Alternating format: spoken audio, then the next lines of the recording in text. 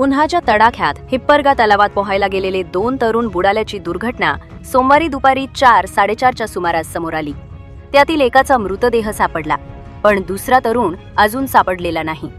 भारत शिवशंकर सुरवसे, वय 28, राहणार जोशी गल्ली शेळगी असे मृत तरुणाचे नाव आहे.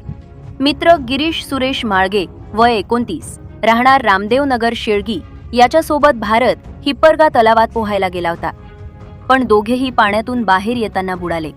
घटनेची माहिती मिळताच नातेवाईक तेथे दाखल झाले. परिसरातील लोकही जमा झाले होते. त्यांनी सोलापूर तालुका पोलिसांना खबर दिली. पोलीस अंमलदार अकबर शेख तेथे पोहोचले. त्यांनी तळे हिप्परगा गावचे पोलीस पाटील प्रदीप काळे व स्थानिक पोहणाऱ्या लोकांच्या मदतीनं बुडालेल्या दोघांचा शोध घेतला. त्यांनी अर्ध्या तासात भारतचा मृतदेह शोधून बाहेर काढला, पण तलावाच्या काठावर कपडे, मोबाईल असलेला गिरीश सापडला नाही. तळे हिप्परगा तलावातील 2 टॉवरजवळ ही दुर्घटना घडली. गिरीशचा शोध सायंकाळी 6:30 ते 6:45 वाजेपर्यंत घेतला, पण तो सापडला नाही. आता उद्या आणखी शोध मोहीम चालणार असल्याचे सोलापूर तालुका पोलिसांनी सांगितले.